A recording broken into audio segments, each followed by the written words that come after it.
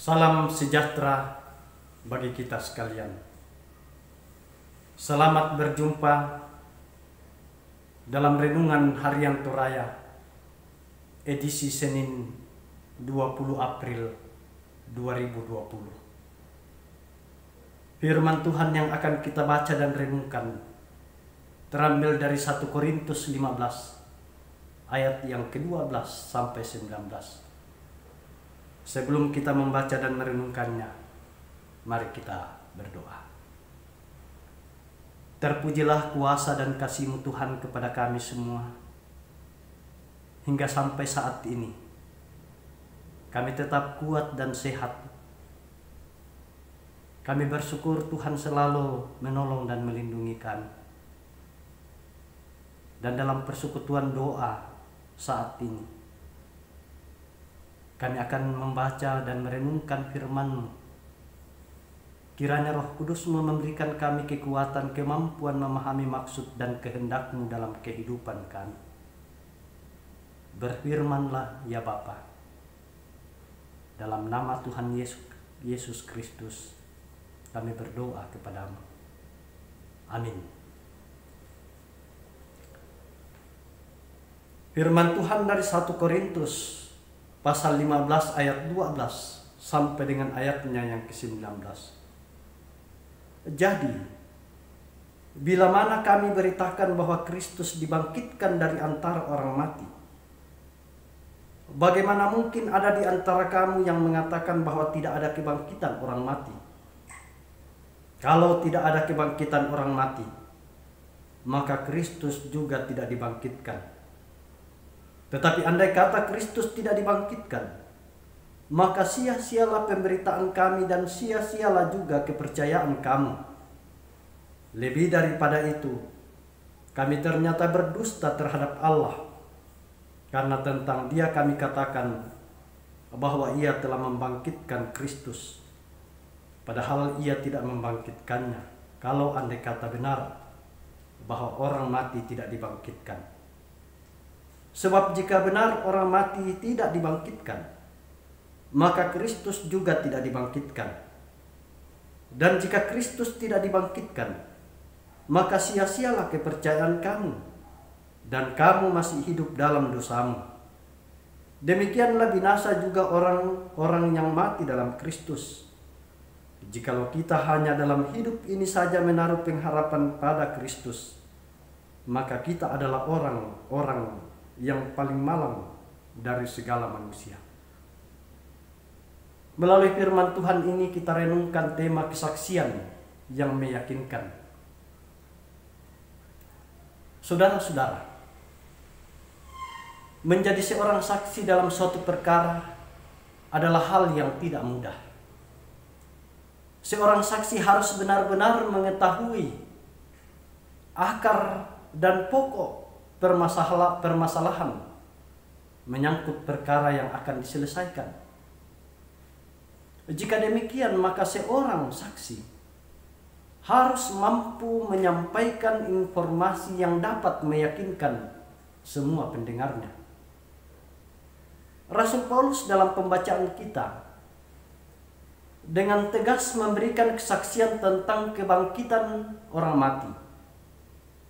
Hal ini disampaikan kepada orang Korintus yang telah dipengaruhi oleh ajaran yang tidak meyakini adanya kebangkitan setelah kematian. Justru kebangkitan Yesus Kristus dari kematiannya adalah dasar utama pengajaran Paulus mengenai kebangkitan orang mati. Kesaksian itu tak terbantahkan karena sudah dibuktikan oleh Tuhan Yesus sendiri. Dalam penjelasannya, Rasul Paulus menguraikan dengan baik untuk meyakinkan orang. Khususnya dalam ayat 14 pembacaan kita. Andai kata Kristus tidak dibangkitkan, maka sia-sialah pemberitaan kami dan sia-sialah juga kepercayaan kamu.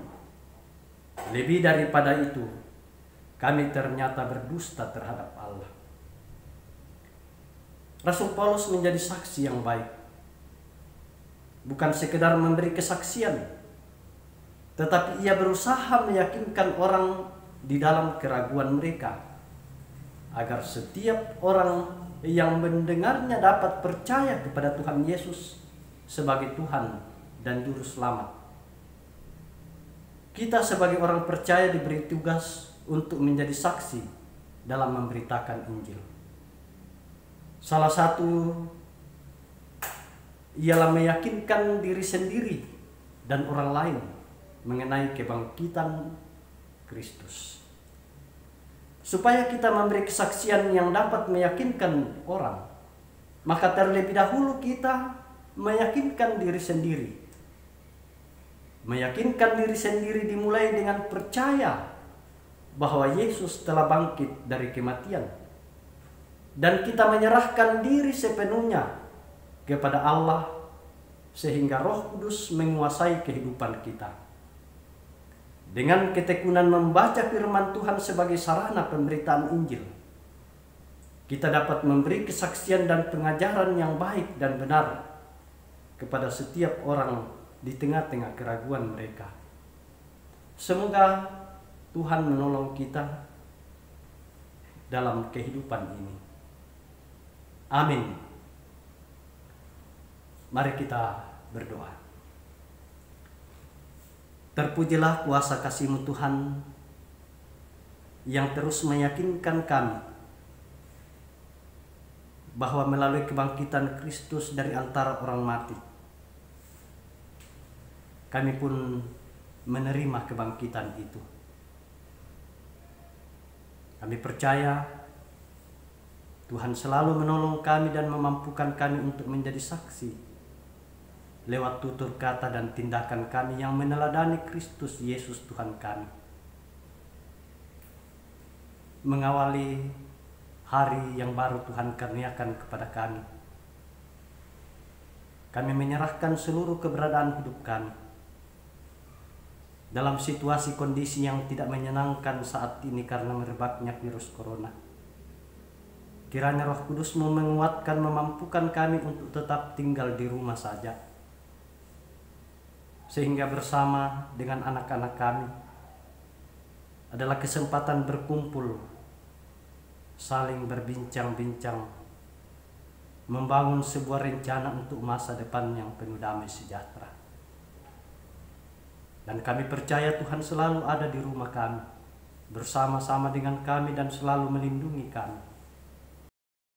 Kegiatan-kegiatan di rumah Tuhan, kiranya Tuhan menciptakan di dalam nuansa yang tidak membosankan, sehingga kami tetap sabar, tabah untuk tetap berada di rumah saja.